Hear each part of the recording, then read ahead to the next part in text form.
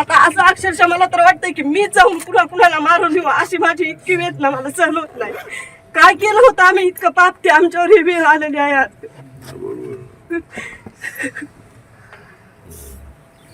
मला डायरेक्ट मला शासनाला सांगा मी जाऊन त्याला सगळ्यांना मारून येईन इतकी माझ्यात हिंमत वाटायली आता मला.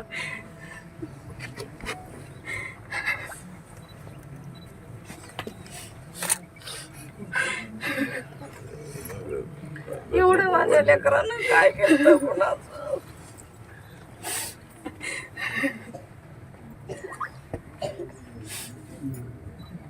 माझं लेकरू गेलं होतं.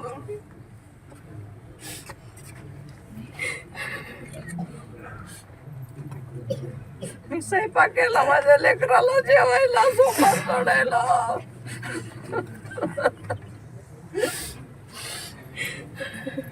फोन केला मी. जगात सध्या माझ्या देवासारखा माणूस कुठे सध्या भेटणार नाही असला.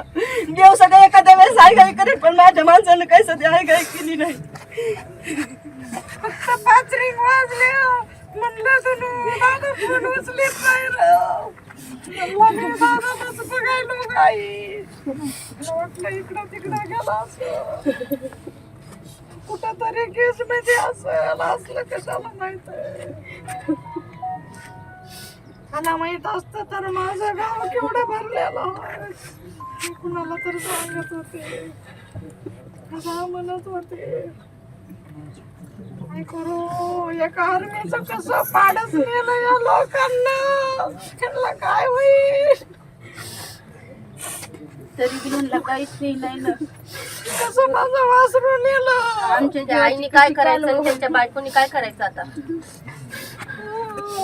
न्याय जरी मिळाला तरी समाधान होतं ना. न्याय जरी पण अजूनच कशात काहीच नाही ना. एवढे दिवस होऊन पण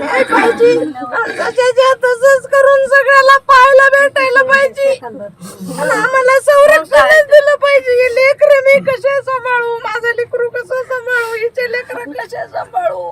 माझा म्हातारा नवरा मी कसे सांभाळू. तुम्ही काय ती बघा पटकन तात्काळ हे करा. आरोपी अटक झालीच पाहिजे आणि ह्यांना न्याय मिळालाच पाहिजे. दुसरी कशाची अपेक्षा नाही फक्त न्याय पाहिजे. माझे सगळेच बंधू बहिणी आम्ही किती दिवस झाले इथंच राहते. आज प्रत्येक गावात तुम्ही जाऊन विचारा त्यांच्याबद्दल वाईट कोणी सांगणारच नाही. सगळे चांगलेच सांगणार. गावात सगळे माझे बाकीच्या शेजारी जाऊ त्यांच्या विषयात सगळे माझेच होते. मला एक पण डोक्याचा माणूस नव्हतो. साहेब नुसतं प्राजक्ता माळ्यावर एक स्टेटमेंट केलं तर 100 लोक बोलते. एवढा मोठा जीव गेला तरी त्याच्याबद्दल हे लोक लाज नसल्याने बोलत नाही.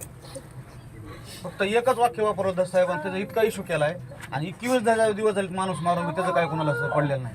काय करायचंय. कसला महाराष्ट्र कसले पोलीस आहेत कसले सीआयडी आहेत कसं सापडा ना कुणी. न्यूज वाले म्हणते आज सिलेंडर होणार आहे शरण येणार आहे म्हणजे पोलिसाला माहिती ते कुठं बसलेला आहे त्याला अटक करीन. तुम्ही पोलिसापासूनच एवढं झालंय म्हणायचं. यांना फ्रियाद घेतली नाही माझ्या लेकराची त्यावेळेस यांना सगळं माहित आहे. एवढं होतं त्या दिवशी अट्रॉसिटी घेतली असती तर एवढं प्रकरण वाढलं नसतं. अहो त्यांना इकडची तर दिशा दाखवायची किंवा काहीतरी करायचं ना. त्याला तर त्याचं नावच गायब केले. पोरं सुद्धा पळायला दिशेनं माझ्या बाया सुद्धा पळू शकल्या असत्या.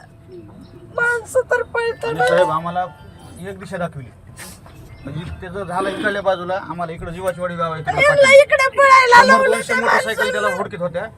पोलीस स्टेशन आम्हाला इकडे पाठवलं सगळ्याला आणि इकडे कार्यक्रम केला. पोलीस स्टेशनच होत तेवढं नको का करायचं केचं पोलीस स्टेशन. सगळ्यात अगोदर पोलीसची गाडी तिथे गेली म्हणून मुख्यमंत्र्यांना सांगितलं म्हणजे त्यांना अगोदरच माहित होतं काय करायचं. पोलीस स्टेशन काय करायचं. त्यांना सगळ्या पोलिसाला सहकार्य केलं. त्याच्या सगळ्या ओळखीचे अर्धे माझ्या ओळखीचे का त्यांना उपयोग केला. पोलीस स्टेशनच पॅक केल्यामुळे सगळं प्रकरण उघडलं असतं व्यवस्थित तर डिपार्टमेंट काय केस तालुका काय तालुक्याचे पोलीस काय कोण त्यांचं माहित आहे मला बोलायला कळायलंय का आता.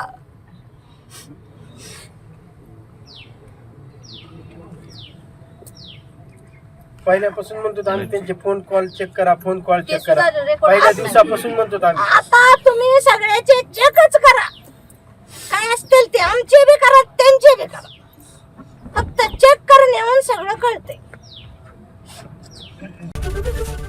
एबीपी माझा, उघडा डोळे बघा नीट.